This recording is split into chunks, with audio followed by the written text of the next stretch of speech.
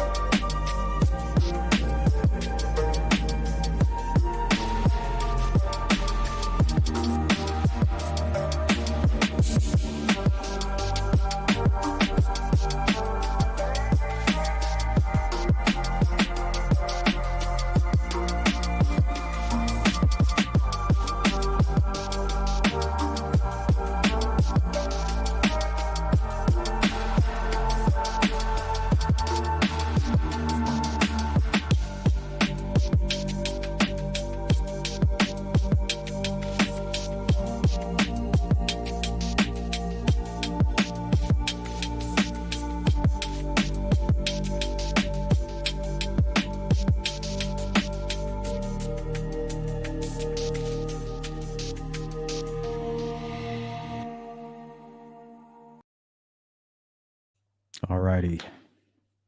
Welcome back to the Sleuth Intuition channel. I'm your host, Patrick Vallejos, broadcasting to the world live from Phoenix, Arizona. Hopefully you guys can hear me okay. If not, please let me know in the chat. Well, today may be a little bit triggering for some. Today we are going to focus on false confessions and why all of these so-called 60 plus confessions, they really mean nothing to me. I feel like they don't matter. And I'm going to give you, I'm not just going to say that, I'm going to show you why I believe that.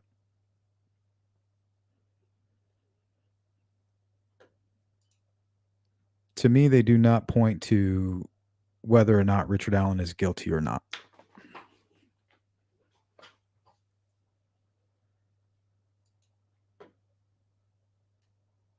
And some of the cases we're going to look at, we'll look at the Zion murders. You guys might be familiar with that, and Jerry Hobbs. We'll also be looking at the Scott Hornoff case, and another case out of California that's pretty recent. And then we'll begin the discussion, I think, after that.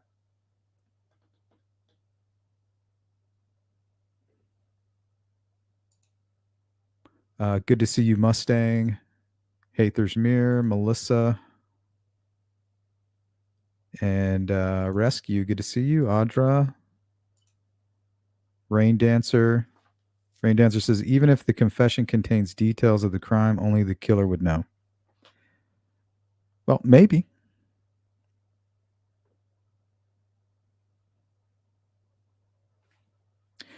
But I think that depends on a whole lot, right?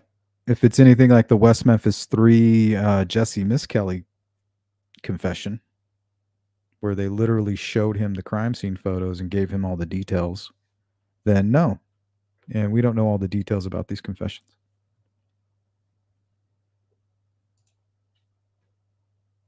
But what I'm saying is without DNA and an official confession with information that only absolutely the killer would know, that wasn't provided to Richard Allen prior to that, they definitely need more. They need a lot more. They need a star witness, and they need physical evidence. Good to see you, Hathers. Jill Moser sees through. My guy Brad, how you doing? Drive safe, my friend. Tattoo, what's up? I like toidles. What's up? Shane, how you doing? Robin B.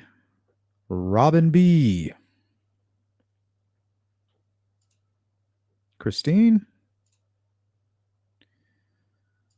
Don, how you doing? Are you still overseas? You better be careful, man. I've been worried about you. Been wanting to check in on you, but I didn't want you to feel like I cared or anything. I didn't want you to get the wrong impression. But I hope you're doing well, and I hope you're staying safe. Oh, well, we'll catch you on that replay.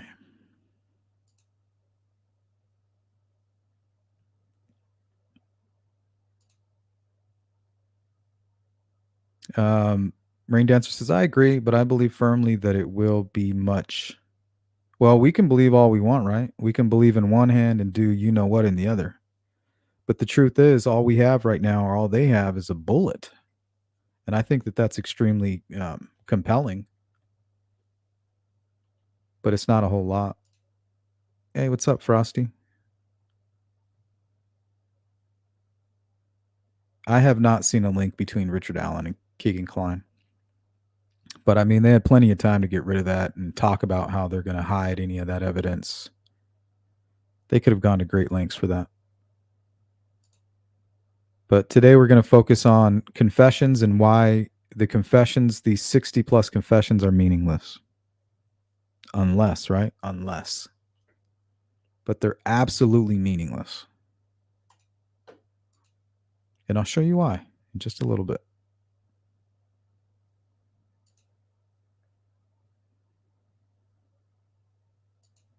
Sounds wonderful.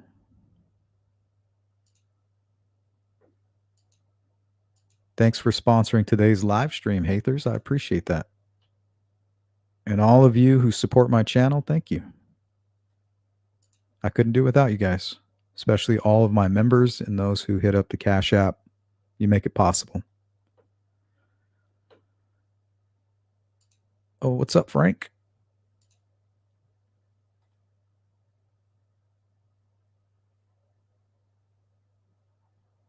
Oh, that sucks, Don.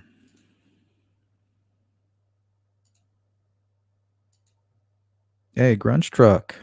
Deep in the woods jogging. You are. Have a good run, buddy. I went running this morning. Can you believe it? I'm in good enough shape to run now. Who would have thunk it? My fat ass. A solid 182.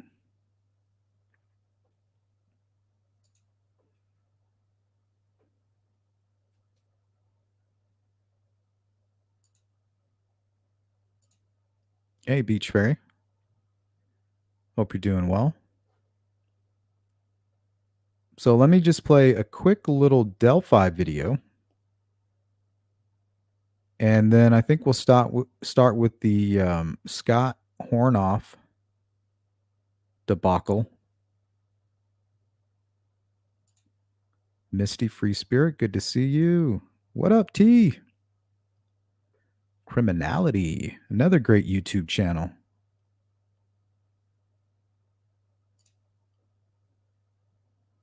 Yeah, that's not bad for your height. You gotta remember, I'm only 5'6".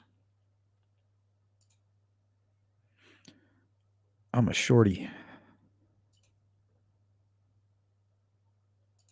Always good to see you, Shane. Okay, so let's just watch this quick little video and then we'll get into some very disturbing stuff here. And I'm telling you, that's exactly what it is, disturbing.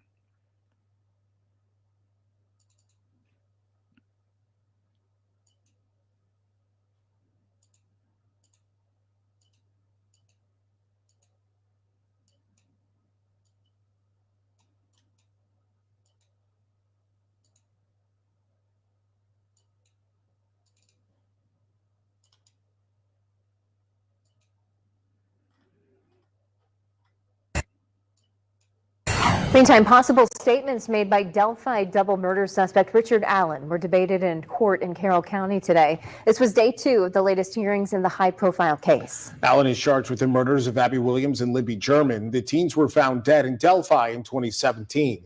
Today, the defense told the judge they want to keep any possible incriminating statements made by their client out of his fall trial. It's one of multiple motions being considered this week. Fox 59's Russ McQuaid was in court today and has the very latest.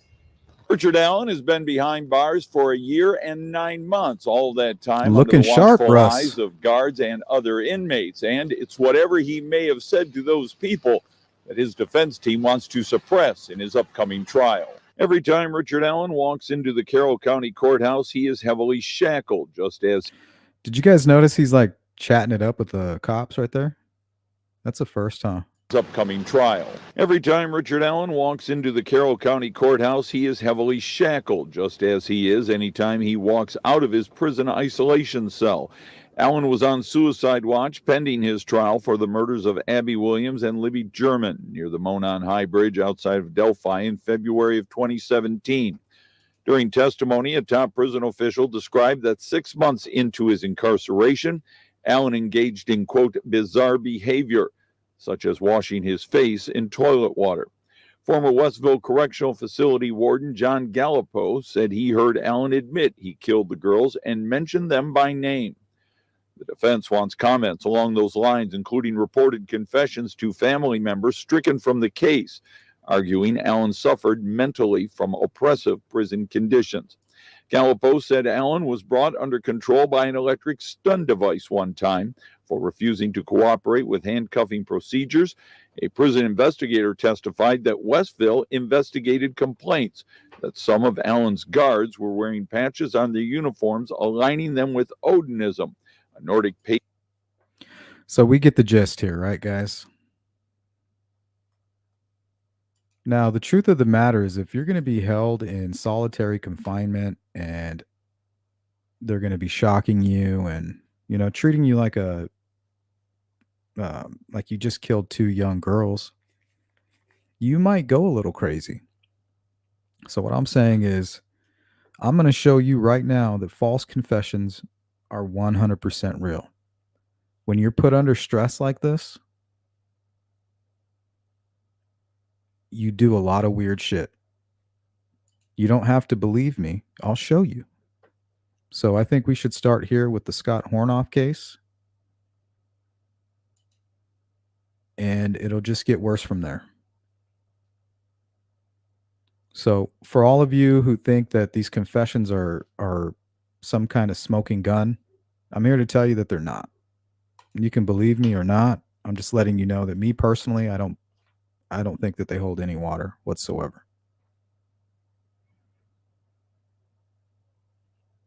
Don says, I'm in Austria. Damn. Happy 60th, dude. You look like a young buck. Congratulations. You take care of yourself out there. Safe travels to you.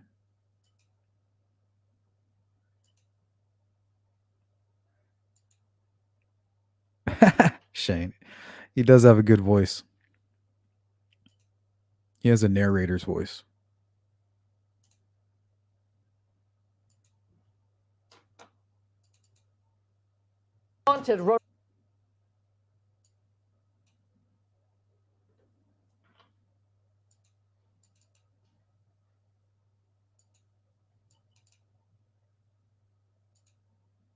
So let's all give a happy birthday shout out to my guy, Don Spain. He's a good dude.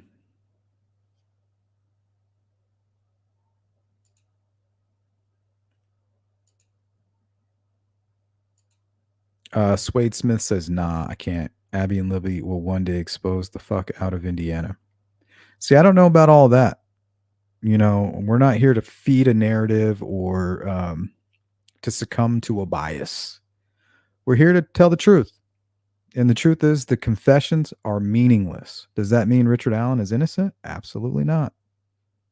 It just means that, in my opinion, without DNA, and I don't believe they have any DNA, they need something more. They need a star witness. They need the victim's DNA on something that belongs to Richard Allen. They need the murder weapon. The confessions don't matter. Even though it may compel a courtroom and it may compel a jury, it still doesn't mean that he's guilty because of the confessions. And sometimes the truth is stranger than fiction.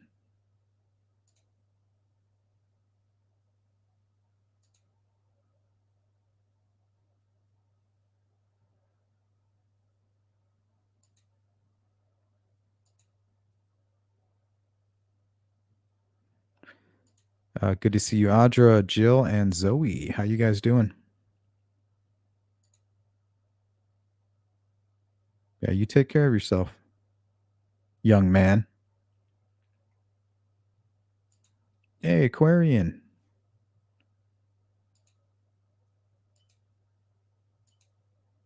All right, without further ado, let's get this show on the road. Haunted Rhode Island for decades, Todd Barry, the man who confessed to the brutal 1989 murder of Victoria Cushman, has been released from prison. Tonight, NBC 10 is speaking exclusively with a man who was wrongfully imprisoned for that same murder, Scott Hornoff. I'm Patrice Wood. Hi, everyone. I'm Dan Janik. That innocent man says he still has nightmares every night about that. The Night Team's Leanna Falk is live in Cranston tonight with the interview you'll see only on 10. Leanna? Dan, Patrice, Scott Hornoff, a former cop, spent 6 years here at the ACI facility in Cranston for a crime he did not commit. Now, I spoke with him 22 years after his release about the memories he says still haunt him to this day. I don't really think about it when I'm awake. I still have nightmares almost every night. A brutal murder, a shocking affair, and the confession that changed everything. It's been 22 years, but still, the suffering continues for Scott Hornoff. Of being in prison or being told that I have to go to prison or escaping or being chased. It was August 11th, 1989. 29-year-old Victoria Cushman brutally murdered in her Warwick home. And what followed nearly as shocking. Hornoff, a married police officer and Cushman's lover, arrested, tried, and convicted of the crime. I was sentenced to life, and I would have done life. because I never would have confessed to something I didn't do. Hornoff would spend 6 years behind bars, branded a killer, before Todd Berry came forward. I did a horrible thing to this poor girl.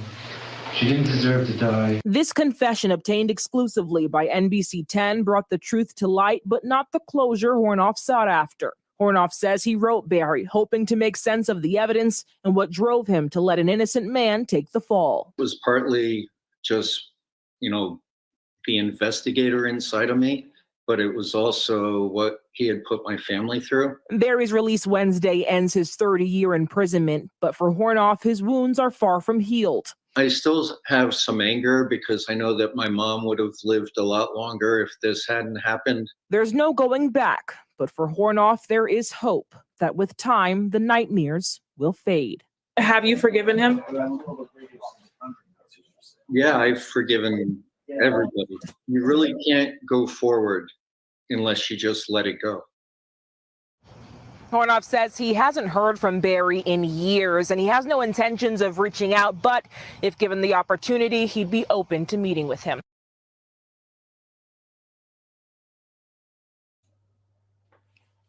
Criminality says, I think the confessions could or could not be relevant. So many factors to consider if they actually matter. I agree, though. The confessions don't make him innocent or guilty yet. Well, I think it really depends on the jury, right? I mean, they're going to be very compelling in a courtroom. They're obviously compelling to the public right now. So it really depends on how they hit the jury. But either way, it doesn't matter. I mean, it doesn't make him innocent or guilty unless they can prove he was accurate, telling specifics about things only the killer would know. But the fact that he was in solitary confinement and under those circumstances, that could cause people to confess to things that they haven't done. And that's what today's live stream is all about, is proving that that is possible and that it has happened.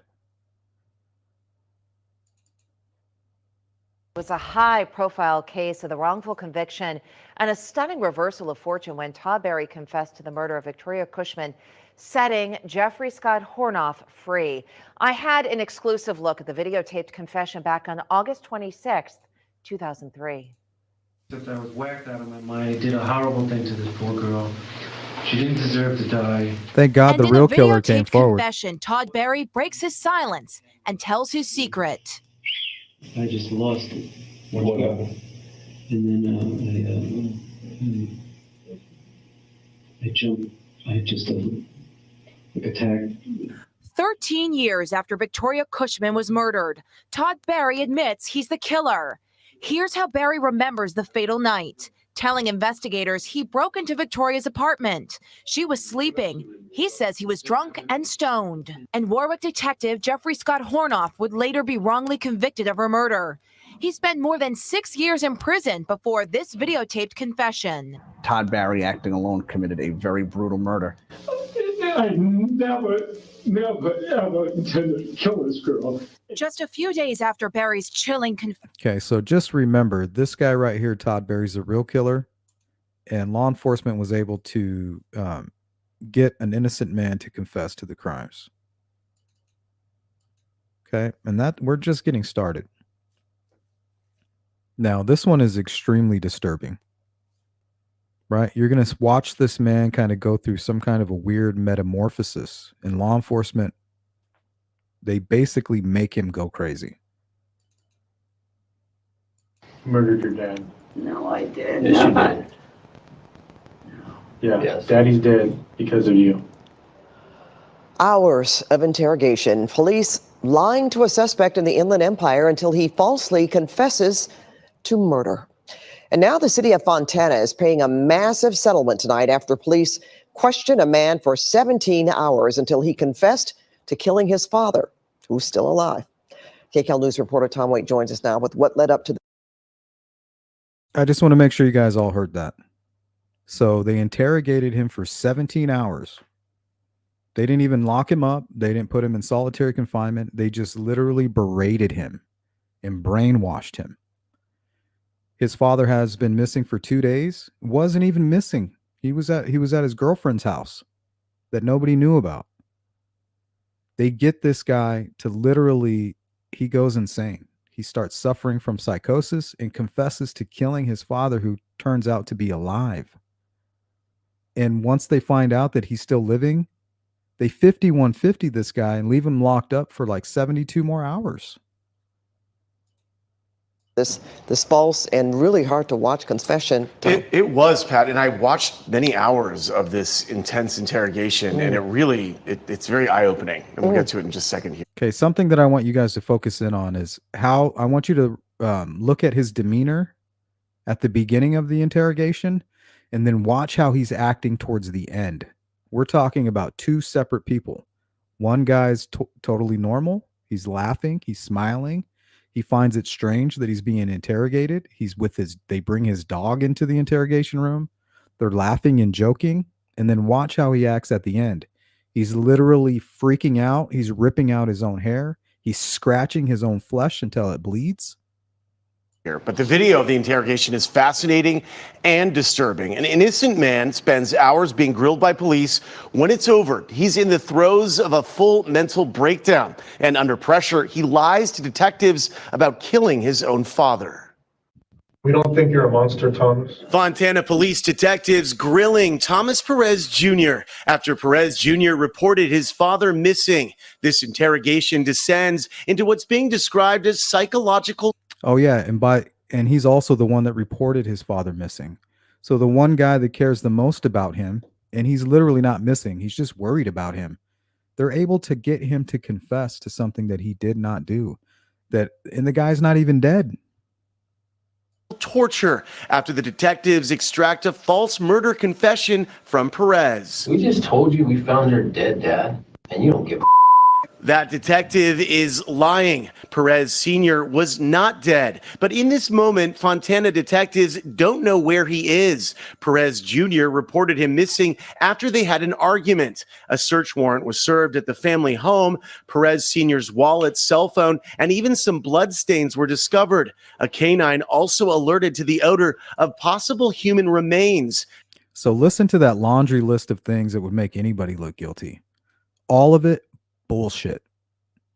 The smell of the dog picking up human remains, blood left at the house. He had motive. There was an argument, and now he's gone. I mean, that would make anybody look guilty. Thank God the guy was still alive, or this dude could have went to prison forever.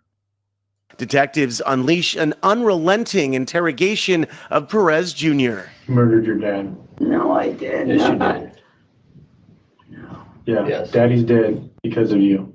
No. Yes, not only that, but poor. Daddy's dead. Like, who even talks like that? Watch him. Look at his face. He kind of laughs at him like you killed your father. He kind of giggles a little bit. Detectives unleash an unrelenting interrogation of Perez Jr. You murdered your dad. No, I did. Yes, you did. No. Yeah, Yes. Daddy's dead because of you. Daddy's dead. Yes, not only that, but These fucking scumbags. These guys are scumbags right here. I'm not saying that this is what's going on in the Delphi case, but I just want you to know that this is something that could be going on in the Delphi case. poor Morgan here. Margot. Sorry, Margot had to witness it. They got the dog's name wrong, and they're laughing about it. I did. Yes, you did. No. Yeah, Yes. Daddy's dead because of you. No. Yes, not only that, but poor Morgan here. Margot. Sorry, Margot had to witness it. Yeah. I walked through the blood. Yeah. No. Yeah. Yes. He's like, wait a minute, really? Yeah. The psychological effects of hours of grilling take their toll. Detectives keep pushing. Perez spirals further. Eventually, Perez Jr. makes a false confession to killing his father. All this, and 71-year-old Perez Sr. was alive. You see the blood coming out of his arm? Okay, let's look at the contrast here. Unleash an unrelenting interrogation of Perez Jr. You murdered your dad. No, I did. Yes, you did. No. Yeah, Yes. Daddy's dead because of you. Daddy's dead. No. Yes, Shut not the only fuck that, up. but poor Morgan here. Margot. Sorry, Margot had to witness it. Yeah. I walked through the blood. Yeah. No. Yeah. Yes. No. Yes. The psychological effects of hours of grilling take their toll. Detectives keep pushing. Perez spirals further. Eventually, Perez Jr. makes a false confession to killing his father. All this, and 71-year-old Perez Sr. was alive. He went to his girlfriend's home, but didn't have his cell phone. Perez Jr.'s attorney. The worst act of deliberate cruelty that I've seen suing the police for 40 years. I've been suing the police for 40 years, and I've never seen the cops be that cruel to someone. Steering on behalf of Perez Jr. sued Fontana and won a nearly $900,000 settlement. This all unfolded back in 2018, but the case was just finalized. I never thought that it was easy, maybe even possible, to get a completely innocent person confess to something like that. But after I watched the video and watched the interrogation of Tom Perez, what I divined is that they could get you and I to confess to killing Abe Lincoln if they wanted to. So my only question is, what version of Richard Allen do we get to see? Do we ever get to see this version? Or do we only get to see the feces smearing, toilet water drinking version similar to this? Detectives keep pushing. Perez. This guy is literally ripping his own hair out of his head, and he now believes that his father is dead. They told him that his dog had walked through a puddle of blood. So let's watch this one more time. I just want you to see the contrast. Unleash an unrelenting interrogation of Perez Jr. You murdered your dad. No, I did Yes, you not. did. Yeah. Yes. Daddy's He's like, dead no, like, what are you because of talking about? No. Yes. Not only that, but poor Morgan here. Margot. Sorry. Margot had a And then they chuckle about it. That's disgusting. witness it. Yeah. I walked through the blood. Yeah. No. Yeah. Yes. No. Yes. See, at that point, he really truly believes his father's dead. So that right there is enough to traumatize anybody. Like, what do you mean he walked through the blood? What blood? Like, what are you talking about? So he's already right there under a hellacious amount of stress. Psychological effects of hours of grilling take their toll. Detectives keep pushing. Perez spirals further. Eventually, Perez Jr. makes a false confession to killing his father. All this, and 71-year-old Perez Sr. was alive. He went to his girlfriend's home, but didn't have his cell phone. Perez Jr.'s attorney. The worst act of deliberate cruelty that I've seen suing the police for 40 years. I've been suing the police for 40 years, and I've never seen the cops be that cruel to someone. Steering on behalf of Perez Jr. sued Fontana and won a nearly $900,000 settlement. This all unfolded back in 2018, but the case was just finalized. I never thought that it was easy, maybe even possible, to get a completely innocent person confess to something like that. But after I watched the video and watched the interrogation of Tom Perez, what I divined. If his father was dead, he's in prison right now. Right? Thank God his father wasn't even really missing. He just was pissed off and went to go cool off at his girlfriend's house. If his father was dead, this man's sitting in prison. Is that they could get you and I to confess to killing Abe Lincoln if they wanted to. It's unbelievable. And they're not amateurs, and they know what they're doing. And they know how to do it. Look at this Steering poor guy. says even after detectives learned Perez Sr. was alive, they did not tell Perez Jr. Instead, they had him held for mental distress. Once they learn this, instead of telling him that because of what they did to him, they 5150 him. They place him on a civil protective custody hold.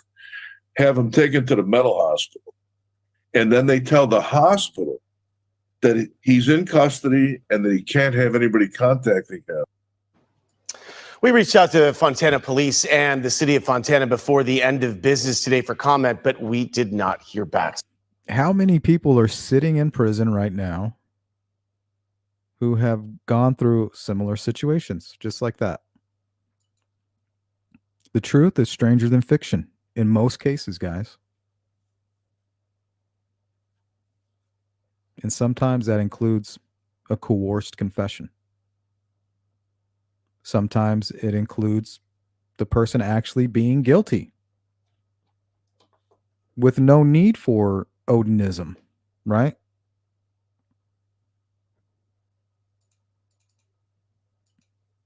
But the way I look at it is I don't think that they have any DNA.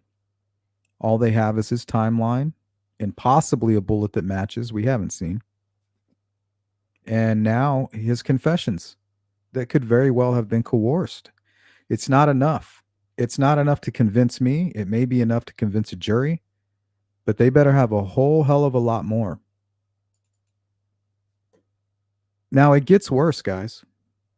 Now the case of Crystal Tobias and Laura Hobbs has often been tied to the Evansdale murders and the Delphi case as one of those rare dual abductions. Well, Jerry Hobbs was the father of Laura Hobbs. He discovered the bodies, and before that, he had grounded Laura Hobbs.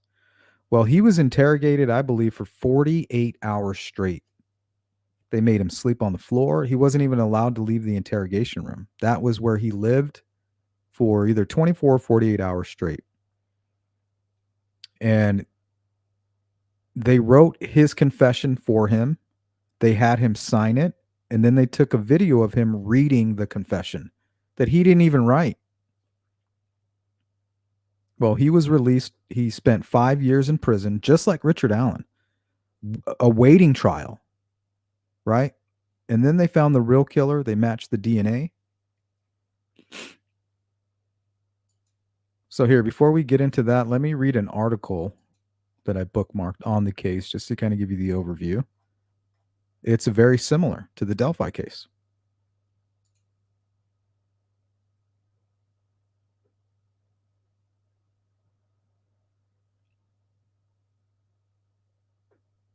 So it says here, August 4th, 2010, Jerry Hobbs was released from custody Wednesday after prosecutors dropped charges against him. 8-year-old Laura Hobbs and 9-year-old Crystal Tobias were found stabbed to death back in 2005. DNA evidence found on one of the girls was linked to another man who is now in custody. Hobbs was quickly ushered out of the courthouse and into a waiting car. He is said to be on his way to his mother's home in Texas. The local prosecutor admitted Wednesday authorities got it wrong when they charged the father, but he would not offer Hobbs an apology. For 5 years, Jerry Hobbs sat wrongfully charged with a crime he did not commit. And the only evidence was the statement extracted from him by Major Crimes Task Force, said Keith Grant, Hobbs' defense attorney. The signed and video confession to the murder of his 8-year-old daughter, Laura, and her friend Crystal Tobias was the crux of prosecutors' case against Hobbs. Hobbs said that he confessed only after 2 days of nearly nonstop interrogation. Coercion takes many forms, and there was more than any single aspect of why he ultimately signed the statement, said Grant. The first thing he said was not get me out of here, but make sure we do justice for Laura. The government's case began to unravel 2 years ago when the Lake County Public Defender's Office found DNA on Laura Hobbs. And actually, it was in Laura Hobbs. The DNA didn't match her dad, Jerry Hobbs, despite evidence indicating someone else had left the DNA on the 8-year-old girl. In the hours or days leading up to the murder, prosecutors remained focused on Hobbs. They said it's because there were no injuries to suggest she had been raped. The girls were fully clothed. There was no evidence that they had been sexually assaulted, said Michael Waller, Lake County State Attorney. I don't believe law enforcement did anything wrong in this case. Well, they were fully clothed because the guy redressed them. Can you believe that? That statement has angered Hobbs' family. His mother told ABC, "How do you hold a man for 5 years, 4 years in solitary confinement, and not apologize?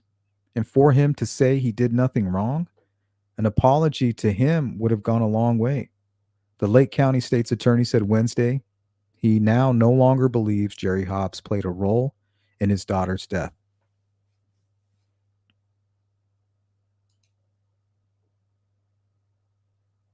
Okay, let's watch a couple videos on this, and then we'll actually watch his videotaped confession. Today's plea brings to an end a torturous story of loss in Lake County that gained national attention, both for the innocence of the victims and the mistakes of the justice system in Lake County. It was the day after Mother's Day 2005 when Jerry Hobbs discovered the bodies of his daughter, 8-year-old Laura, and her pal, 9-year-old Crystal Tobias, in a park not far from their homes in Zion. Suspicion immediately centered on the father as the killer, and after 24 hours of interrogation, Jerry Hobbs confessed to the murders. He spent 5 years in jail awaiting trial, while the real killer, former Marine Jorge Avila Torres, was attacking and killing others.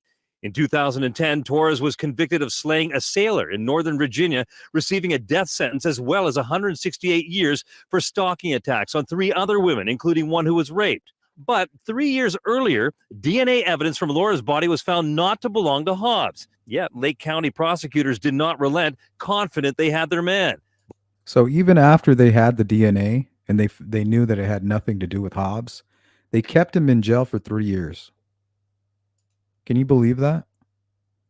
And while he was in prison, this sick son of a bitch was out raping and killing other people. Roy Hinckley says Richard Allen is guilty of sin, in my opinion. Well, what I'm saying is that if I think that Richard Allen is possibly guilty, it has nothing to do with the confessions. It has everything to do with that bullet evidence and the assumption that they have more. If they don't, I think that he should walk. I don't think anything should be based off of these confessions. And I'm showing you exactly why. By 2010, they did drop charges against Hobbs. The same year, Torres' DNA went into a national police database upon his arrest in Virginia. That DNA matched that found on Laura Hobbs, and the convicted killer was extradited to Illinois, where he has awaited trial ever since. Now, Torres was a friend of Crystal's half-brother. The killer was 16 at the time. And Jerry Hobbs sued for malicious prosecution and eventually settled for $8 million. But this case really did set off reforms in Lake County justice, because after Hobbs, there were 4 other cases where it was shown, Alan and Cheryl, that the DNA evidence indicating innocence in these cases was actually ignored for some time by the state's attorney there. They still went with the prosecution under Michael Waller, and 5 men ended up spending some 80 combined years behind. Crazy.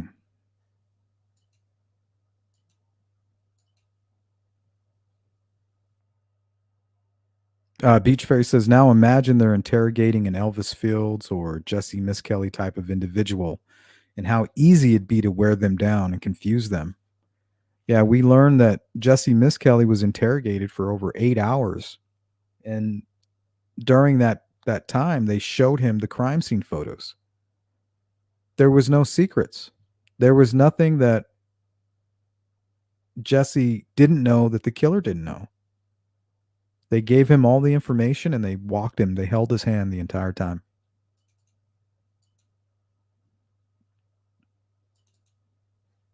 Break all this down is our buddy defense attorney, Tom Glasgow. So let's start with Jerry Hobbs. He's the guy who was accused, he's the father in Illinois, in Zion, Illinois, up in Lake County, who has been in jail for 5 years, accused of killing his daughter and her friend. Now, we know the DNA I agree, Justin. from the daughter matched a guy in Virginia. So why is it that he is still in jail? What's up with that? Especially since the prosecution found out 2 years ago that at least it didn't match him. Because, first of all, he confessed to the crime. And a confession for most people, jurors and judges alike, is an extremely powerful thing. You end up having a person who confesses to a crime. confessing to something that is absolutely against their interests, that they committed this heinous crime. And you have to take that into consideration as both a prosecutor and a judge as to whether or not to release someone. But 2 years DNA evidence that didn't match for 2 years, that's pretty strong as well. People now are thinking forensically because of all these shows, if nothing else. Correct. And what we have here in Illinois is since we've started the exonerations, and everyone knows about the exonerations from death row and didn't commit a certain crime. However, because he confessed to the crime and the DNA is not his, it doesn't exclude the fact that he acted in concert with someone else. And that's probably what the state's attorney is investigating right now to determine if he acted alone or if he acted with others. If the evidence shows that he acted alone, clearly it was not him. Okay, all right. Well, let's move on to Drew. So I thought that was interesting. All right. And before we open it up for discussion, let's go ahead and watch the videotaped confession of Jerry Hobbs. Very disturbing. He has been 100% exonerated. My name is Detective Sweats with the Lake County Major Crime Task. Okay, let me go ahead and set the stage here. So he's been interrogated for 48 hours straight. He wasn't allowed to leave this room. And this investigator typed up the confession for him, stating that he wrote it as he spoke. He signed it. Well, I mean, it speaks for itself. My name is Detective Sweats with the Lake County Major Crime Task Force. I'm here on 5/10/05 at approximately 14:06 hours. I'm with Detective Harris, and I'm also with Jerry Hobbs. We're at the Zion Police Department. I am asking Jerry consent to read, electronically record him while he reads his statement. Jerry has agreed to read his statement. Jerry Hobbs, is that your name? Yes, sir. Okay. This is case 05-5747, Lake County Major Crime Task Force case. Jerry, is this a consent for electronic recording that you gave me earlier? Yes, sir. Just a couple minutes ago? Yes, sir. And you wrote your name down? And is this your signature giving me consent to record this? Yes, sir. Okay, and myself and Detective Harris witnessed this? Yes, sir. Okay. Earlier, actually yesterday, at approximately on the 9th, approximately 10:37 in the morning, Detective Harris and I first met with you. Is that true? Yes, sir. Okay. And before we told you we wanted to speak with you about the death of Laura Hobbs and Crystal Tobias, and we read you your rights first. Is that true? Yes, sir. Okay. And is this the form that we read to you and showed you, and we read all your rights? Yes, sir. Is this your signature on the form that these are all the rights you understand? Yes, sir. Okay. And you're aware of your rights, and you agreed to speak with me and Detective Harris about this. Is that correct? Yes, sir. Okay. Now, at the bottom of this page on the right-hand side, is this your signature? Yes, sir. Saying that you have received these rights and you understand them? Okay. And that was given voluntarily? Yeah.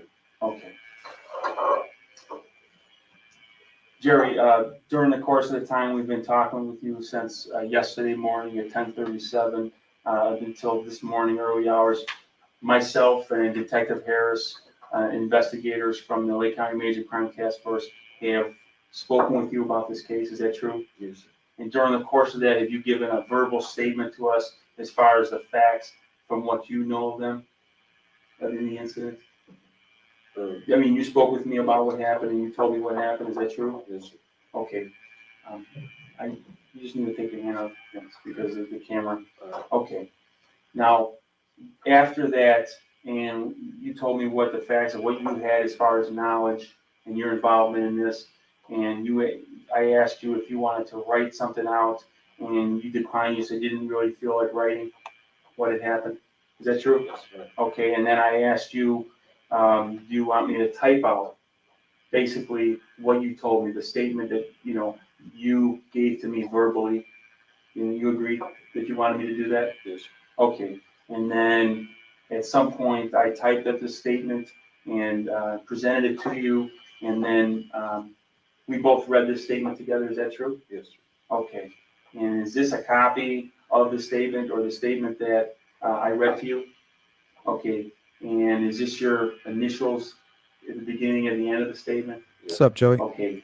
And this is your signature of the statement? And the date of 5/10/05 that you put on there? Okay. And would you like to read the statement electronically for us while being recorded? Yeah. Okay, can you read that out loud and please be clear and just start from right here?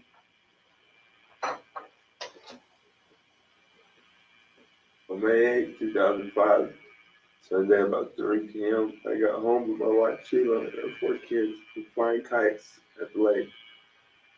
My daughter asked if she could go out and play with her friends. Sheila said it was okay even though she was still grounded after stealing Sheila's $40. I didn't agree with the letting her go, but I didn't say anything at the time. At about 4:30 p.m., I decided to check on Laura and bring her home. I walked by myself from my house to the park into the trail, where my son Jerry said Laura hangs out. I was walking on the dirt trail and I ran into Laura and her friends Crystal on the trail. I told Laura that she had to come home and she argued with me and I grabbed her by the arm. She tried pulling away and was telling me to let her go. Crystal also telling me to let Laura go. Crystal pulled out a small knife from her pocket and again told me to let Laura go. Laura was fighting me and I punched her in the face and she dropped to the ground. Crystal came towards me and I took the knife from her and I punched her in the face and she went down. And then went in a rage and stabbed Crystal in the chest and neck. I was towards her. She stopped moving and I went over to Laura and she was moving around and fighting. I punched her in the face again and stabbed her in the back, neck, and I also stabbed her in the face. By the eye. Jerry, why don't you take a second and just take a breath. Okay. It all happened so fast. When she was moving around, I think I stabbed Crystal 6 times lower than when I stopped moving. I pulled Crystal lower about 30 minutes away from the trail until I rescued that. She was next to her mind, so I went back on the trail and threw a knife as far as I could towards the park area to sunrise. The knife was a pointy brown wooden handle, tattered knife. And I'm 46 inches long, then I walked back home and washed up my hands in the bathroom sink. I was wearing all the clothes I have on now. On Monday morning, I took Art and where the girls' bodies were, and they were just how I left them, except they were swollen up. I'm sorry for that. Things just got out of hand when I lost it. I was just trying to be a father and take control of my children. I wanted to cooperate and help protect this man to me and treat me well. And has been made to me. Okay. Is this your statement, Jerry? Yeah, let's do it. Was this given free and voluntarily? Yes. Okay. Wow. None of that was true. Imagine right now they released a confession from Richard Allen, and it was something very similar to that after he had spent a lengthy time in solitary confinement. This guy spent 5 years in jail. He never even made it to trial. And he confessed in great detail. He says, I stabbed her 6 times and I may have stabbed her friend 10 times. None of it was true.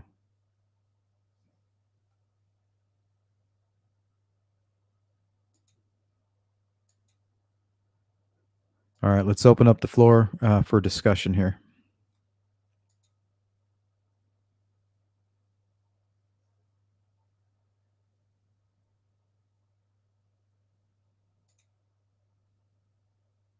Regis says, I agree with CJK in a lot of ways, but I'm still thinking it's possible that at least one of the witnesses, Muddy and Bloody Woman, might say that it wasn't Richard Allen who they saw. And this isn't to say that Richard Allen isn't guilty. That's not what we're saying here. Not by a long shot. What I'm saying is you can't have a man who in the interrogation room says that he's innocent, and it doesn't appear that they have any DNA. All they have is a timeline that he's already admitted to and a bullet that supposedly puts him at the crime scene. What I'm saying is that they absolutely need more, and that these confessions are meaningless. We don't have the transcripts. We don't know what he said to his wife and his mother. And he already had spent an extensive amount of time in solitary confinement at that point. You know, he's already drinking out of toilets and rubbing feces on himself. So I just don't want everybody to run with these confessions as if, you know, this is a smoking gun, that we're looking at an innocent man or a guilty man 100%. Because if you do that, just like in the Zion murders, that gentleman went on to rape 3 other women and commit multiple murders while an innocent father was rotting in jail awaiting trial. And you just watched him confess to something that he absolutely had nothing to do with. Good to see you, Phil.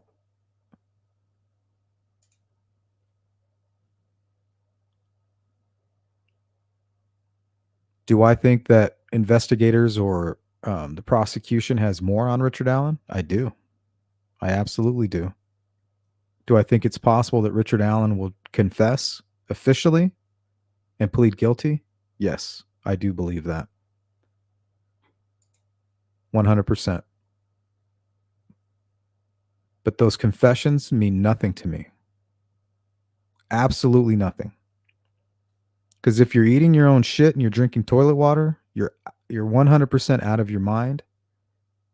And that's not hard to do when you're under these kind of circumstances. You just found your daughter and her friend brutally murdered. That's enough trauma to make you crazy right there. That would make me insane. I probably would go on a rampage. Like, nobody will be safe around me at that point, because I guarantee you I wouldn't be healthy in my mind. And now you're going to force me to sit in an interrogation room?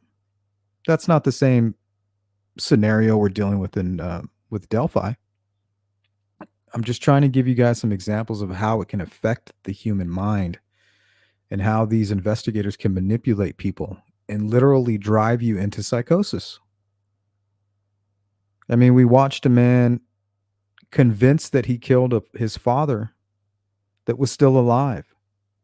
He was ripping his hair out. He was cutting his own skin with his fingernails, ripping his clothing off. Now take that same man and put him in solitary confinement and tell me you wouldn't be shocked if he started wiping shit on the walls and drinking out of the toilet. That's all I'm saying. We saw the contrast. He sat down in the interrogation room. They said, "You killed your daddy." He said, "What?" He chuckled at it. He said, "No." "Oh yeah, your dog even walked through the blood." Like, what? All he's hearing is a puddle of blood. That means my father's dead. The one man that seems to be the person who cares about his father the most, he's the one that called it in. Like, hey, my dad's missing. Well, you want to know why he's missing? Because you killed him. No, that's silly, dude. What are you talking about? 8 hours later, he's ripping his own hair out. He's tearing off his clothing. And he's cutting into his own flesh. And his father wasn't even dead. You guys, let that sink in for a little while. Grunge says it could break anyone down, though. I think so. I think just the shock of being accused of murder, you know, that might set you off. And then everything else just begins to pile on. You know, you're thinking about what your kids are thinking. And that's why I kind of created this thumbnail. That's supposed to be his wife and his daughter.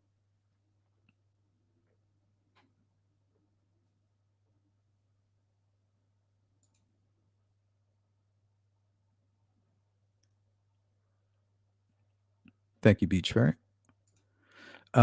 Justin ND Troll Sniper says this is a difficult case. I personally feel like the circumstantial evidence points to Richard Allen. I agree with that. The timeline, and if they can prove that that bullet came out of his gun, to me, he's a guilty man. But that doesn't mean he should be convicted. You know, and I think it's possible that he won't be with that. They need more. And in all these cases with these false confessions, it always has a twist on the DNA. And in this case here with Richard Allen and Abby and Libby, I don't think they have any DNA. There's no way, in my opinion, they keep that information from the public. They wouldn't.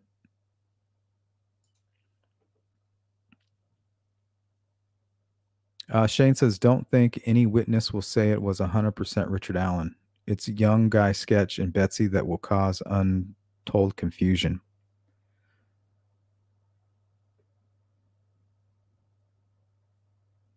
Yeah, it's going to be tough.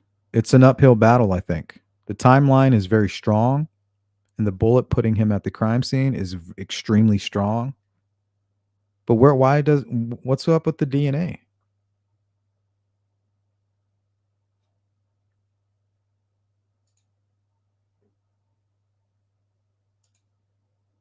And we can't say, oh, well, he confessed 61 times. Well, he also ate his own shit. So.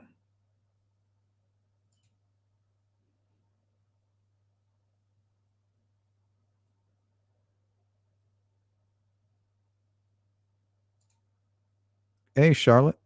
Good to see you. Grunge Truck says, Richard going to police and admitting to being on the bridge was an attempt to outsmart the police, in my opinion. Yes, 100%. And it's textbook. He's injecting himself into the case. He matches the description. He looks like the bridge guy. He has the blue coat. You know? In no way am I saying that he's innocent of this. What I'm saying is that the confessions are meaningless.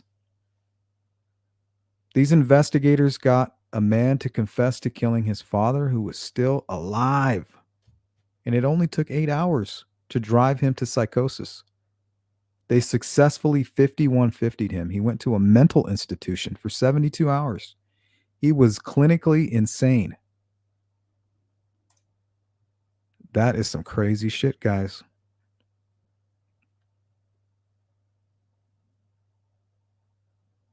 Crazy stuff.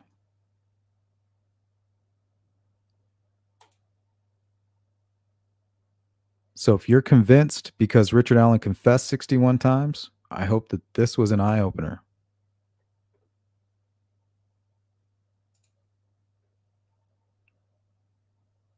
And lack of physical evidence is going to be a big problem.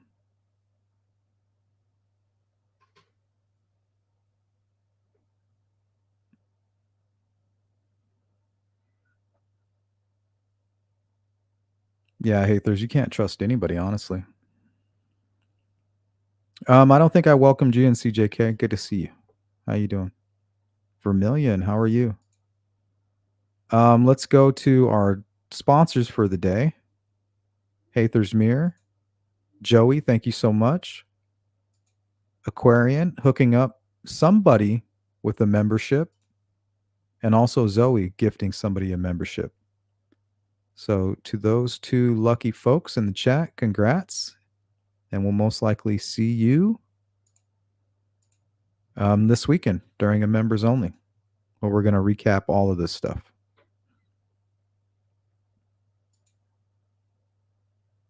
Welcome in, Cindy.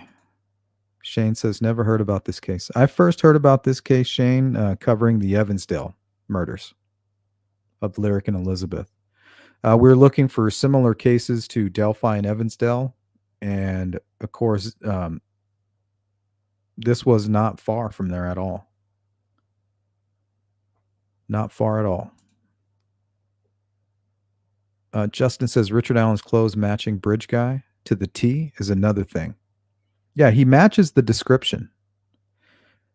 He admitted to being there when the girls disappeared. and they found his bullet at the crime scene. Those are the reasons that he's in custody. But now convicting him of murder without DNA and trying to use these confessions from a man who was eating his own shit and drinking toilet water, it's not going to cut it. Not after what we just watched.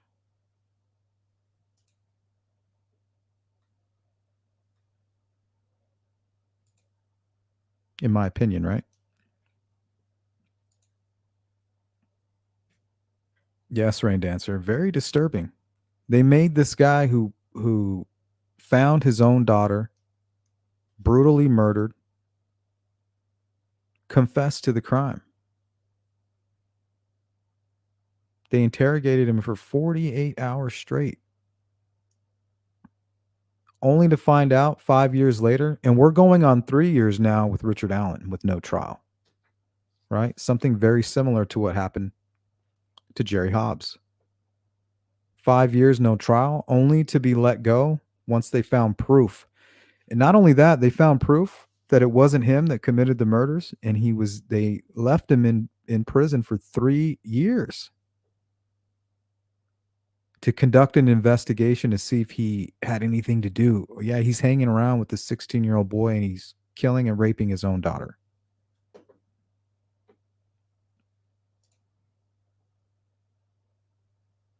Yet you have this guy already convicted of multiple rapes and another murder. And you're going to make this guy sit in jail for another 3 years? Why? Because they can't apologize. They still haven't apologized to this man. And I don't know if $9 million is enough. You couldn't pay me $9 million to spend 5 years in prison, solitary confinement. I wouldn't take it. No deal. It's not enough.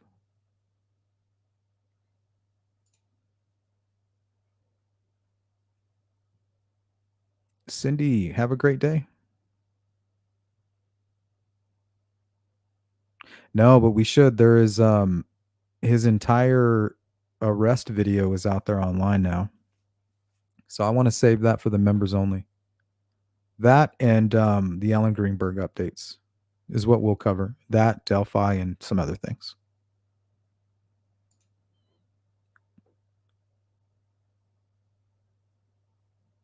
Yeah, and Grunge Truck says they always say former Marine. Well, the thing is, he was not a Marine when he killed these girls. He went into the military, lied about his age. He went into the military to hide. So after he killed these 2 young girls, he went into the Marines to hide. And then while he was in the Marines, he killed a fellow Marine, a woman. He raped and murdered her.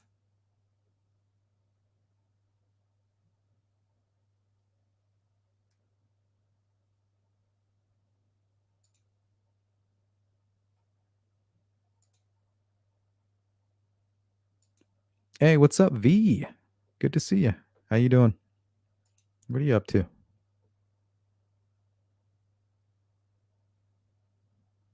Yeah, and hopefully they'll be able to use the down the hill stuff and Libby's video of Richard Allen. Hopefully that stuff will be admissible during the trial. Because, I mean, he looks like the bridge guy, in my opinion. Do we know that for sure? No. Do we have any physical evidence? We have a bullet. But that's going to be, they're going to argue that. They're going to bounce all over the place with that.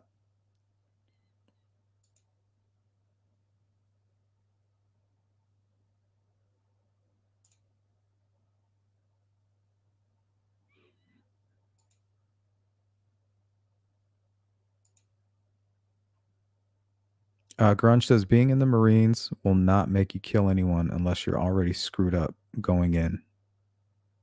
Yeah, and a lot of people I think are drawn to the Marines. You know, they're looking for how to kill. You know, I fantasize about killing and doing these things. How do I get there? You know, you have some people that light fires.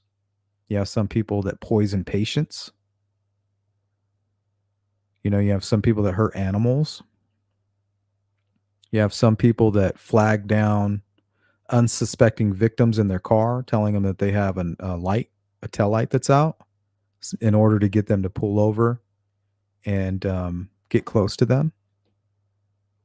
The goal is the same. They want to hurt, they want to rape, and they want to kill. They fantasize about it constantly. But how do they get there? You know, what's going to be the mode of operation?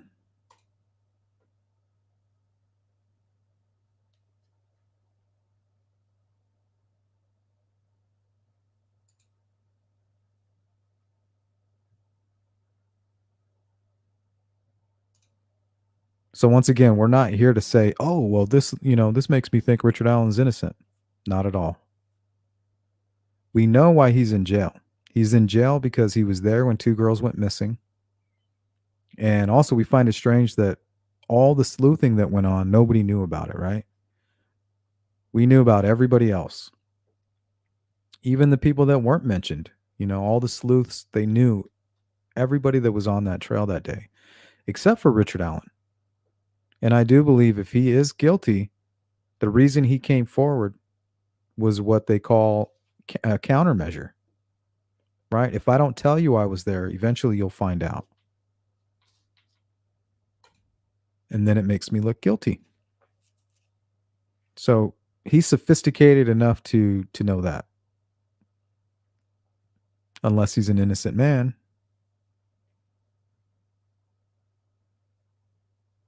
Joey says, I've been saying it. The cops are the biggest liars ever, and a lot of them are corrupt. That is why my dad stopped working as one. Well, you saw them laughing about getting the guy's dog's name wrong. They chuckled about it. Like, to them, it's a big joke. He's cutting into his flesh, ripping out his own hair, and tearing off his clothes, and they're giggling.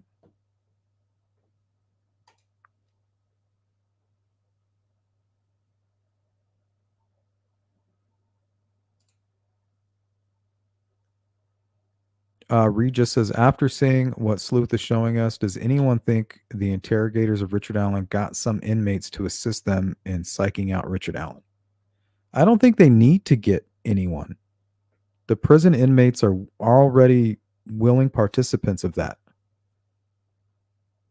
Kind of reminds me of the Shawshank Redemption, when they bring in Andy Dufresne for the first time, and they're yelling, fresh fish, fresh fish. They call that guy chubby fat ass. I'm not supposed to be here. Great movie, by the way.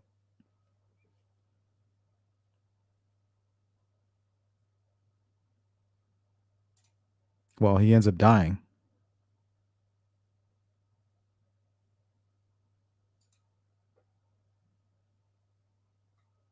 Hey, Angela, welcome in.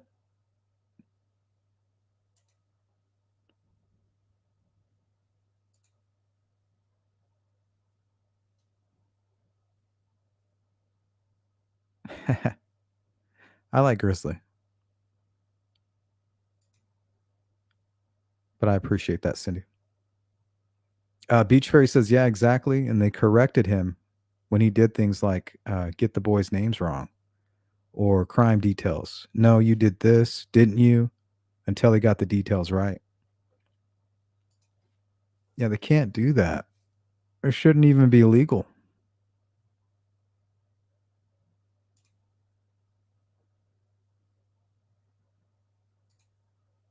Hey, Hiawatha. I don't even think they'll use the BG voice. I hope they do, because it sounds like Richard Allen. And if they have an expert that can prove it, you remember that whole, look, the wheelchair's coming up. Actually, I think we can play that. We're talking an exact match. But I just don't know if there's a way to prove it.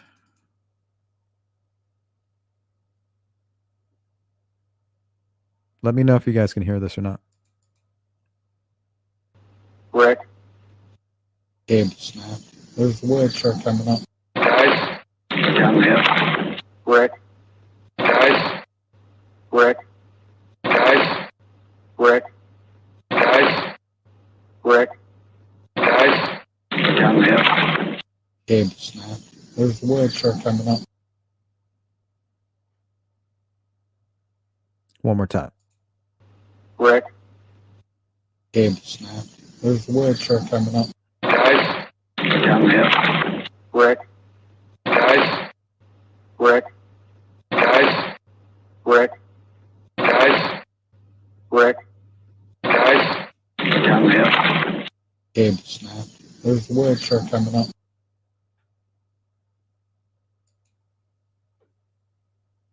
So who knows? Who knows?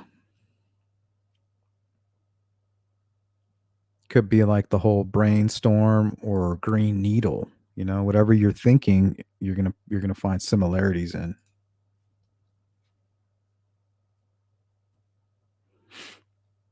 Grunge says the cops couldn't get Lee Harvey Oswald to admit killing the president, so in walks Jack Ruby. That's a scary thought. We'll never have justice if that happens. The inmates on Unalived watch were not supposed to speak to him.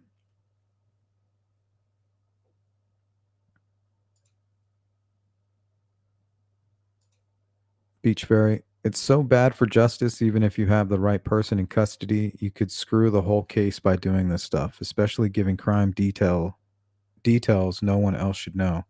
Yeah, I mean, that's what happened with Jesse Miskelly. I mean, imagine if they brought Richard Allen into an interrogation room and they just said, here's the case file. Now tell me why you did it. Tell me what you did and why you did it.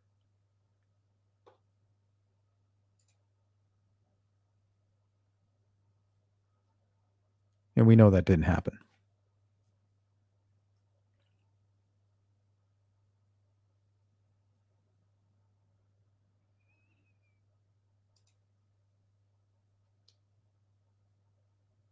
Yeah, and I don't think Richard Allen is any kind of a fall guy. I think that investigators truly believe that he's responsible for this. And there's a lot of damning information that points right at him. You know, not to mention, it's not just the timeline. It's the lack of a timeline too, right? You have him admitting to being there when the girls went missing. And then his unspent bullet, they're going to have to prove is what ties him to the crime scene. But if he wasn't at that crime scene where they found his bullet, then people would have seen him.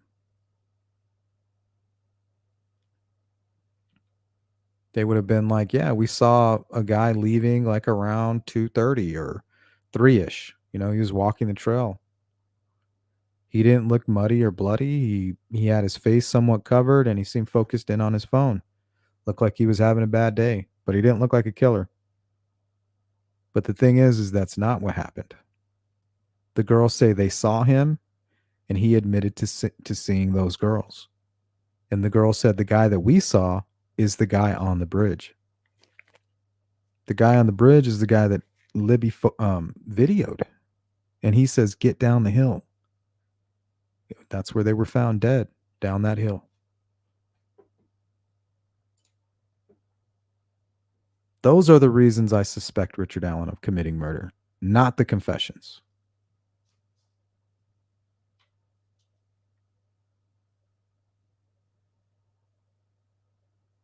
The truth is going to be stranger than fiction.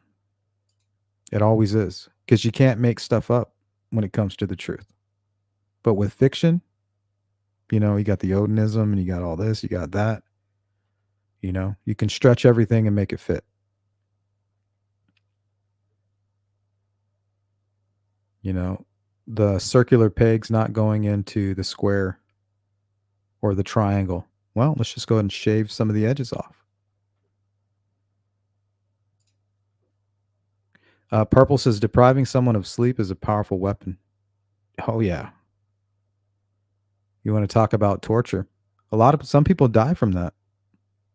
You know, they're suffering from certain things going on with their blood cells and they can't sleep.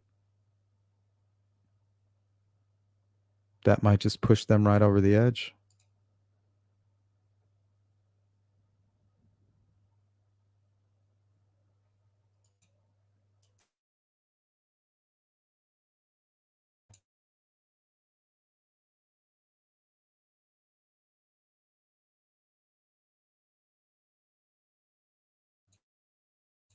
Thank you, V. Once again, shout out to the mods and all you members, everybody who supports my channel, donates to the Cash App.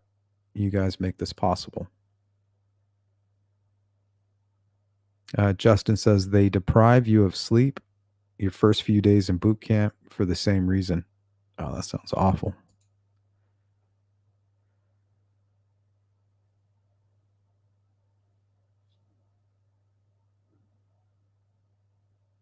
Yeah, it's definitely not every cop, you know. And I'm not here to speak for Steve or Ruckus. I don't know what they're, you know, I don't know what they did in the interrogation rooms.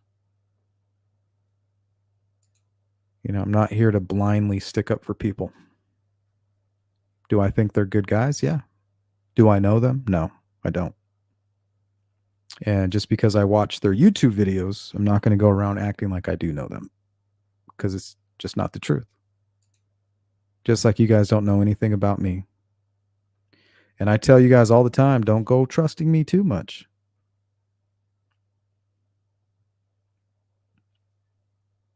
Because I'll tell you right now, I don't trust anybody.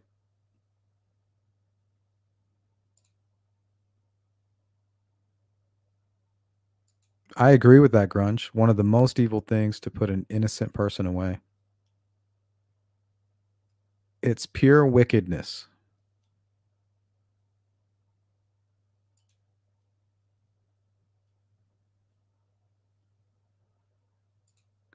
Yeah, we're not going to say not all, not all, not all, but most, right? So not all law enforcement.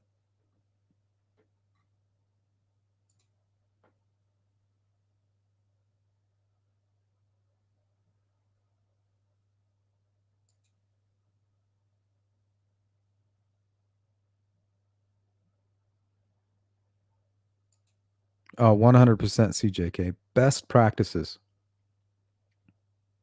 No matter what, guys. And I don't want to, I'm not here to educate criminals, right? But from what we just watched today, you don't have to be a criminal to confess to a murder. Imagine if that poor guy's father was actually had passed away. He would be in prison right now, eating his own shit, ripping out his own hair, trying to cut his own wrists with his fingernails. Yep. So always ask for an attorney. Well, why aren't you cooperating? Oh, I am. I will. With my attorney here. Why are you hiding? Are you hiding something? No. Not hiding anything. I'm just ignorant to the law and I would like my attorney present. Thank you.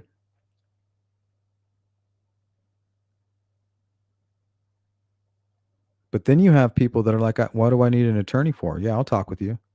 Next thing you know, you're ripping your shirt off and tearing out your hair. It blows my mind. I mean, I literally have a headache just thinking about it, how crazy it is.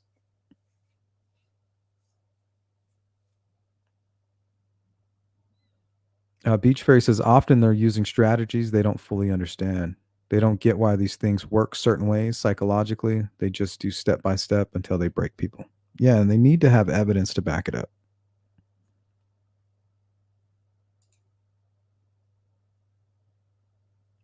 Grunge Truck says something similar happened to the legend of Jeff Guy. Jeff Guy?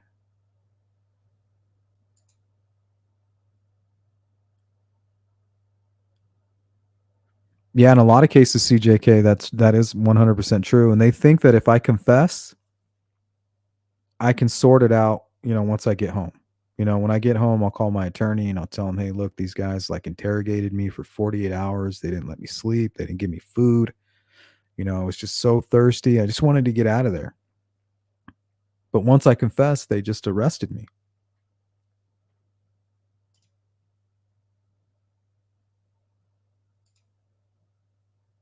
Joey says, how can they sit there and talk about his rights knowing what they are doing?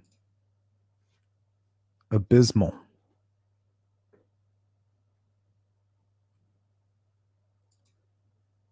Thanks again, Joey.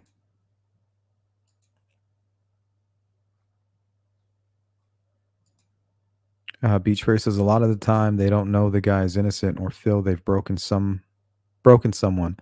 They think they've broken down a guilty person, cracked them, and convinced they have the right guy.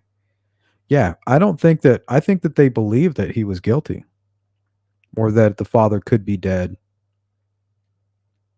But I mean, when you have a man who looks like he's innocent, if you can't tell the difference between the demeanor of an innocent person and a guilty person, you shouldn't be in that interrogation room. Because most homicide detectives, they know right away. They can tell. And when you have somebody that you can tell is innocent and you're still pushing him and you're treating him like a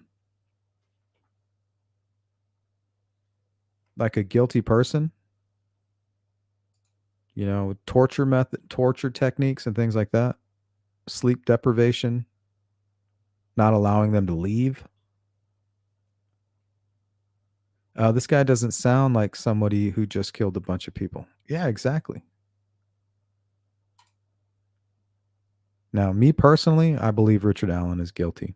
Why? Because of the timeline and because of the bullet. That's it. Not because of the confession, and definitely not because I believe there's DNA. I'm almost certain they don't have DNA. And if they do have DNA, it's not strong.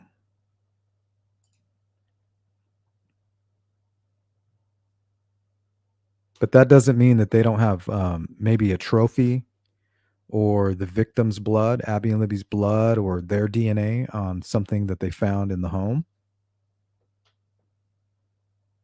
Or maybe even another witness that we don't know about. But those confessions mean nothing to me.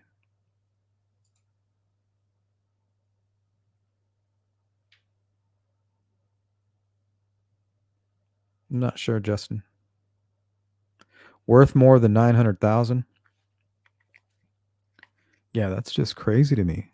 Like, if you convinced me that my father was dead and you broke my heart and you're only going to give me $1 million? God,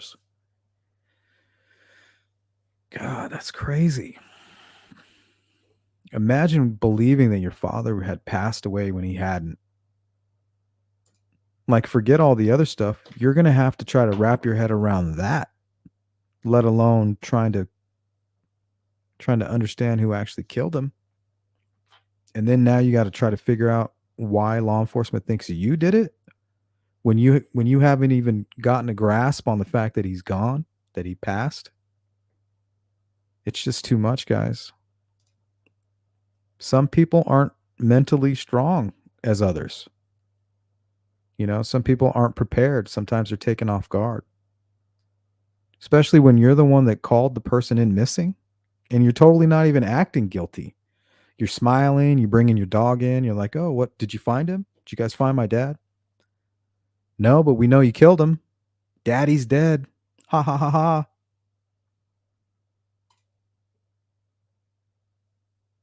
It's kind of fucked up, guys.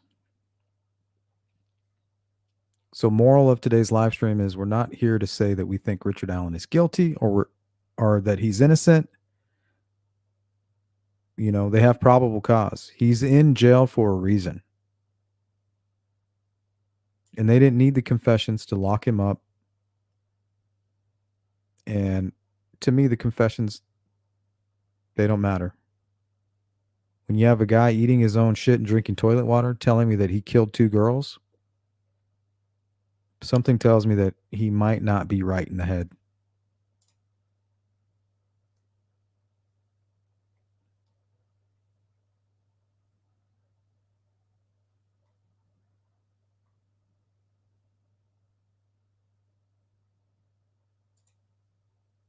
Miss Mala says over 60 confessions sounds like someone insane.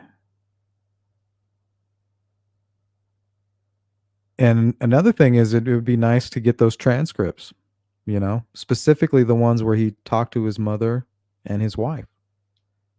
Like, hey, this is what I did. This is why I did it.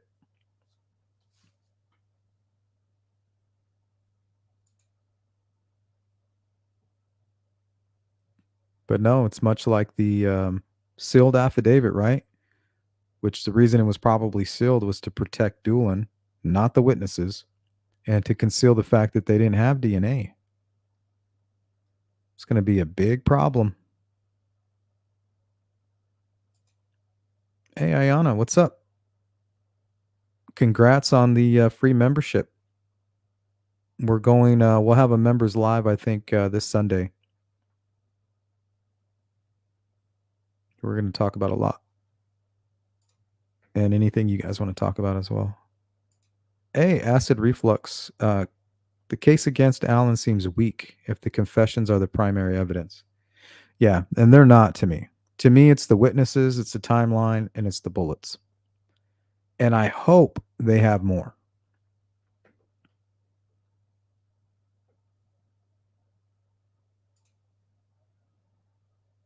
And don't forget to wish Don Spain a happy 60. And safe travels, too. He's overseas. Getting his freak on. Joey says, look at the chopper audio evidence. The proof is there. And I have the right to say what I think no matter what anybody else thinks. Yep. Everybody's opinion is respected here, regardless.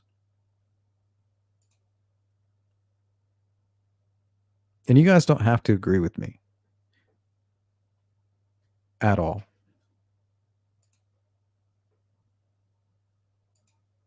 Exactly.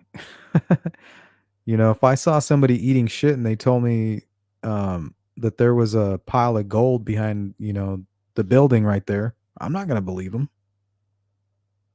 I'm going to say this person is nuts. He's drinking toilet water and eating shit. And now you want me to believe that you got a pile of gold over here or a bucket of money or something? Nah. I'm good. You keep it. Hey, Periwinkle.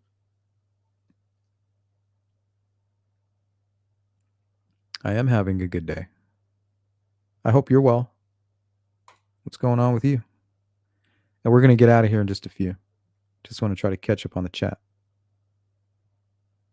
V says, I'm trying to be patient, but I'm ready for this trial. Well, the status hearing is coming up here on the 23rd. I think that they will begin negotiating a plea. I truly believe that. With or without the confessions.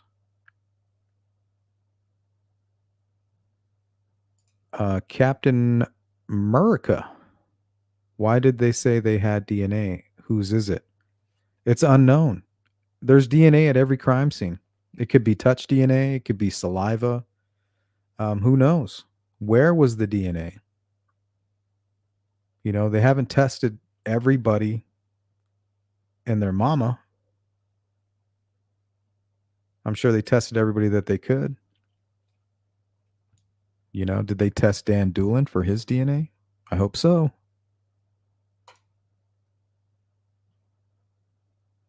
Joey says, that is the one thing I like about this channel. We can say what we think. Yeah, as long as you're not going to bash the family and things like that, we're all good. Because there's no evidence to implicate any of the family members. So why would you be so disgusting as to accuse them without any real evidence? Because if you did have evidence, you should be turning that over to law enforcement instead of talking about it here on a YouTube channel.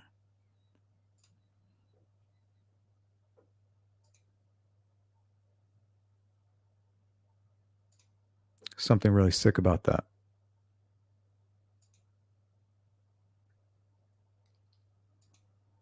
Yep. And some people say, well, they probably do have DNA. They're just saving it for trial. I don't believe that. You're not going to save your strongest piece of evidence for trial. And you're not going to bring it up in an interrogation. We've seen what happened with Jerry Holman and Richard Allen. He told them all about the bullet, told them all about this, told them about the timeline. We know you're involved in this. If they had his DNA, they would say, hey, we have your DNA and we have your bullet. That's how you would get an actual confession, right? But I also believe that Richard Allen undressed the girls and scrubbed their clothing piece by piece. That's why Abby's wearing 2 bras and wearing the hoodie. I think that they were completely undressed.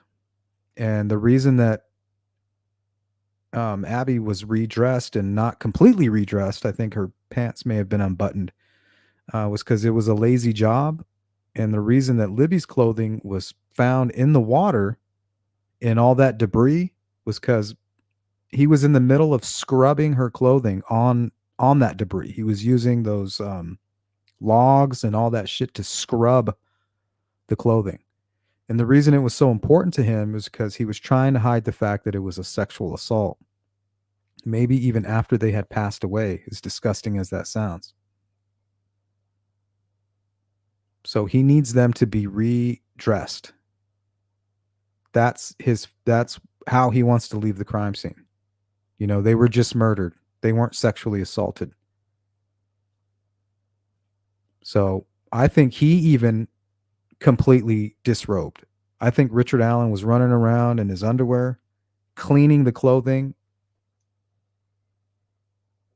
and stuff like that. That's why it's all weird over there. And that's why Libby's clothing was found in the water in that pile of debris. He was using it to scrub his DNA off. So just because they don't have DNA doesn't mean that it wasn't there at one point. I think that's what he was doing for an hour and 45 minutes. Brad Weber came home from what I understand around 3:45. He gets off at 3:30 and he's coming down that private drive. Richard Allen already knows there's people on the bridge, but he's not concerned. He's like, oh, there's just people walking. Nobody knows that I'm back here. You know, but once he's seen that car coming under the bridge and towards him, and he's out there in the water scrubbing that clothing, nope, that's his cue. He's got to go. So what you're seeing is an unfinished crime scene. The amount of time it took him to get startled by Brad Weber and place those sticks over the girls, and it only takes 5 minutes to walk from the crime scene up through the cemetery, which would have made it right about 3:57. So the fact that there is no DNA is why he is so cocky, because he spent an hour and 30 minutes scrubbing that clothes.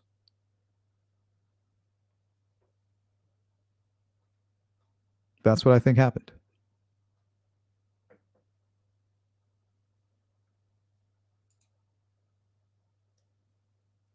Yeah, they have DNA.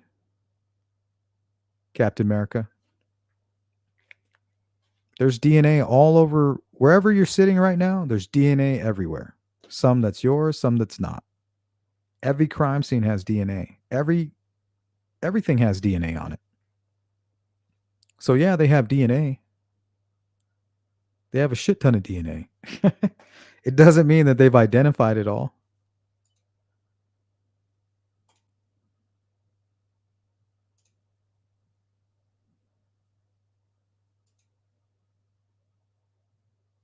Purple says another big issue for innocent people, along with talking without a lawyer, is not having or remembering an alibi, because they don't think they'll need one. Yeah, it's just better to just shut your mouth.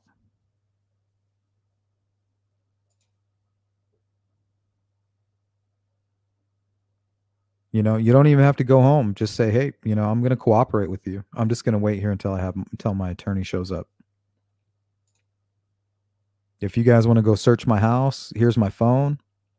Here's access to my computer. But I'm not saying a damn word until my attorney gets here.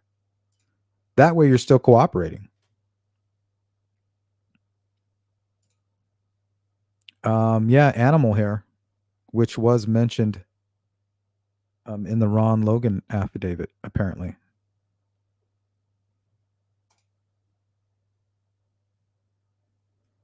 And that could be it. That could be see, now that's something that they would hold until trial. Like, well, we found an unknown animal hair that matches with Richard Allen's cat or something like that. But as far as DNA, hell no, they wouldn't keep that from the public. And they wouldn't keep that from Richard Allen. Because if somebody tells you, let's say you're guilty, and they say we got your DNA at the crime scene, and we found your unspent bullet there, you're most likely going to get a confession right then and there.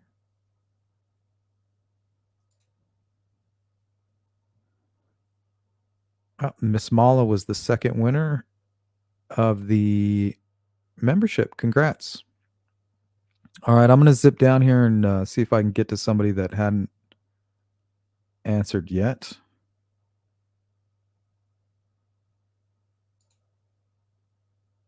Well, we're glad to have you.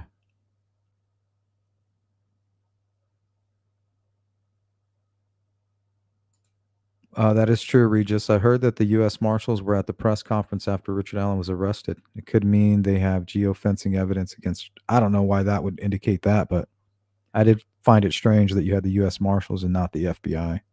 It made me think that there were other people that there may have been a manhunt, but now we know that that's not true. And Richard Allen is most likely a lone wolf.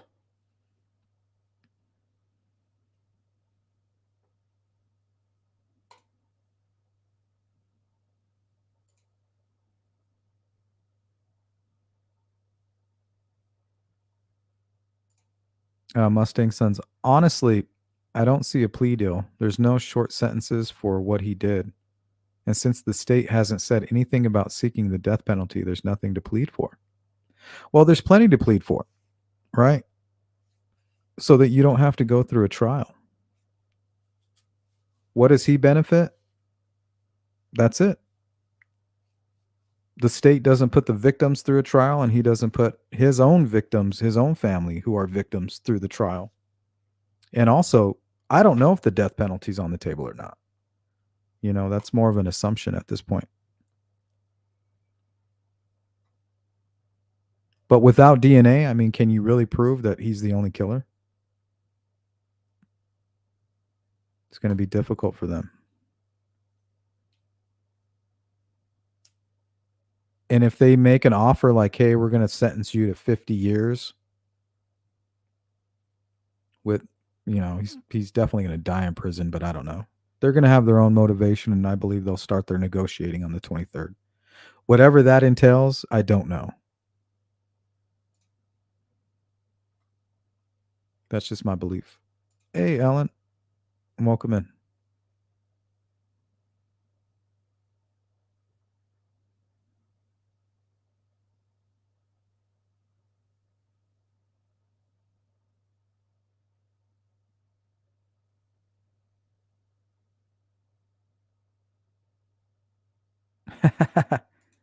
It's funny, Shane.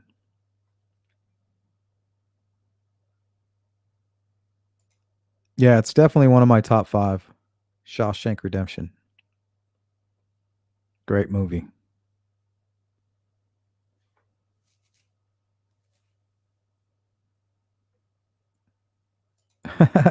The Bee Gees.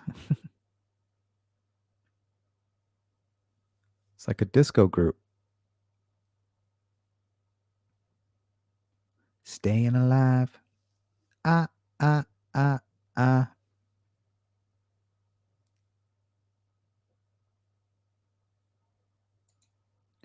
Richard Dobson says Allen admitted to his pool buddy that he was him in the photo release. It appears that way. We know that he came forward saying, hey, you know, this guy's been cleared. But he could have been confused. Thank you, Charlotte. All right, let's get one more here. Let me zip on down to the bottom.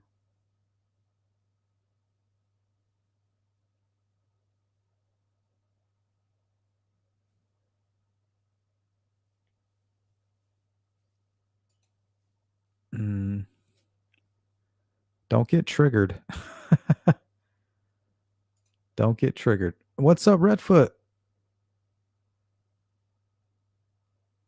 Being triggered is what gets people blocked from my channel. If you can't have a normal conversation, you're not welcome here.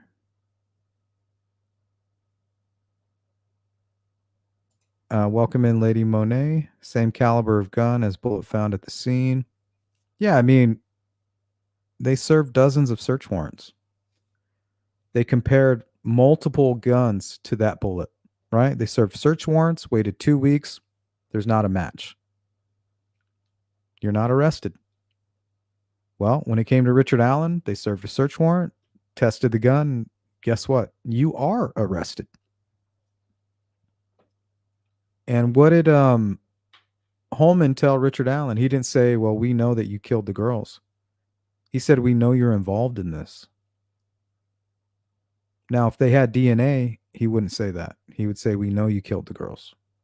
We have your DNA and we found your bullet.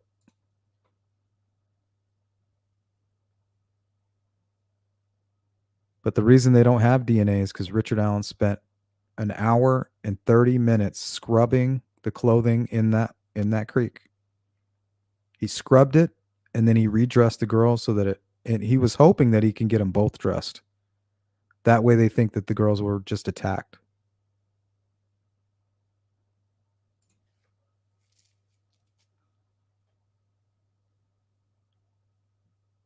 According to Holman, I believe it was mentioned 2:30 to 3:30, Captain. But I don't know. I don't know. All right, let's zip on down. Sorry if I'm skipping a lot of you guys. I just want to go to some of the members that haven't been contributing. I hope so sincerely that it all comes out, that the families get much needed answers and understanding of sorts. Yeah, they need that. They need to make sure they have the right guy. And if there's more people involved, they need to make sure that they find those people too.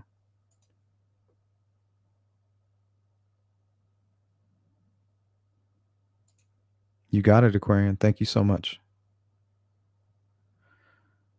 All right. I'm going to go all the way to the bottom.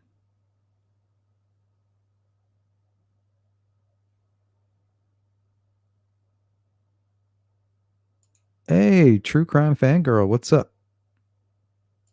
Hey, D, how you doing? Good to see you. Always good to see you, D. The Red Queen, how you feeling? Says, hey, Sleuth Crew.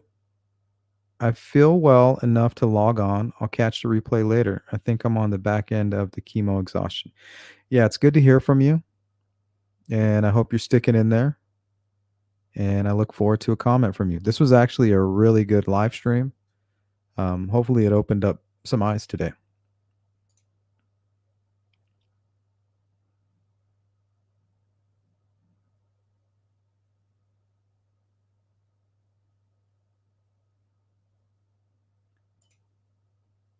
Let's go to Boston. They always say, never talk to the police without an attorney. The bad man that I met, though, I'm glad the detectives questioned him. They got him off the streets because he was really twisted. He was a really twisted freak.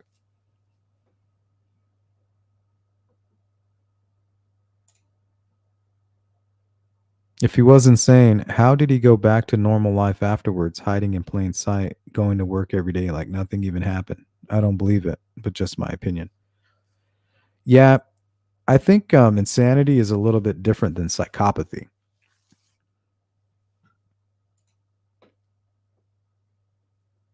You know, insanity is kind of like you don't know what you did. Like I can tell that I did it. I just don't know that I did do it, you know. I was completely insane at the time. Now, psychopathy, it's somebody who fantasizes constantly. They have no empathy, no sympathy. They're driven by their own narcissism. And they really just don't understand what real human emotion is. The only emotion they have is when something bad is happening to them. And that's why they lash out. And they always have a reason, right? Oh, my wife made me do it. Or Abby and Libby made me do it. If they wouldn't have done this, I wouldn't have done that. Or I was going through stress. You know, I'd never been that stressed out ever, and I needed to regain the power. I really don't know why I did it. But now insanity, it's like I don't remember any of it. You know, I completely blacked out.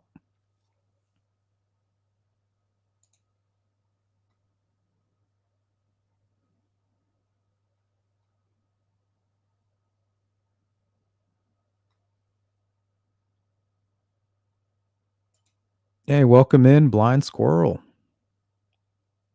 Shout out to the replay crew. And if you are part of the replay crew, let me know what you think about today's live stream.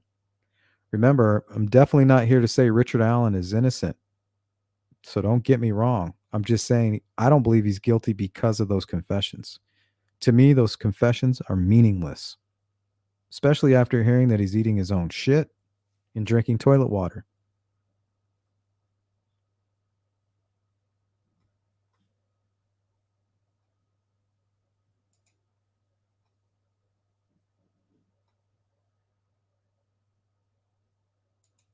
MF Witchy Widow, welcome in. And sorry if I missed any of you guys.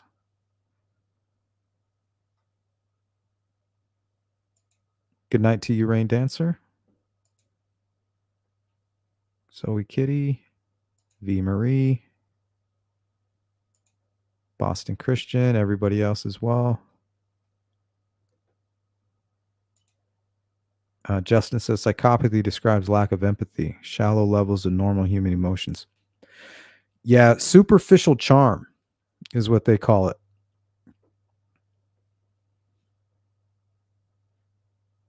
And that's kind of what it reminded me of when I read that Jerry Holman, Richard Allen interview. You know, that superficial charm. You're going to pay for what you did to my wife. You can fuck with me, but, you know, you're going to pay for what you did to my reputation. That's all superficial shit. He's possibly just acting out a role. He's playing a character. And he's probably been playing a character his entire life.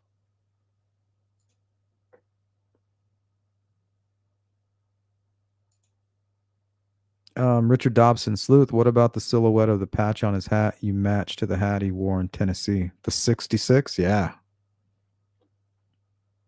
That's pretty compelling.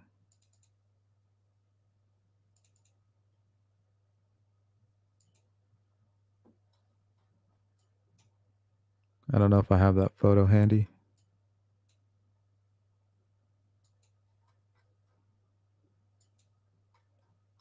Yeah, that did kind of blow me away a little bit. Hopefully I have it right here, and then we'll end on that.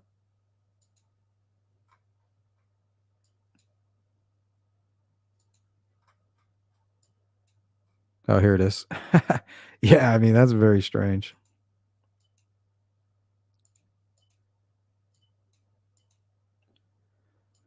So I'll leave you with this. And this is what Richard's talking about.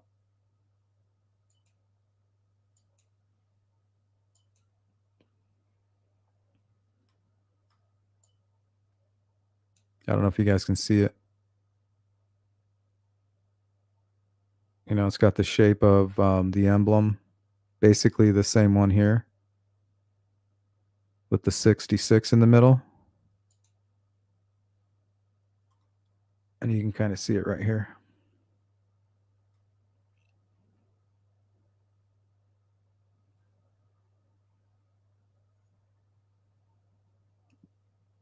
Any hooser. I hope you guys have a great rest of your day. See you guys again real soon. Thank you to all who participated in the chat. Today's sponsors, Hathers, Joey, Aquarian, and Zoe Kitty. And the two new members, the two new lucky members. And if you guys need to get a hold of me for whatever reason, sleuthintuition@gmail.com is how you can do that. Or just drop me a comment. And if you could, please like and share this video. I would really appreciate that. And I will catch you on the flip side. Peace.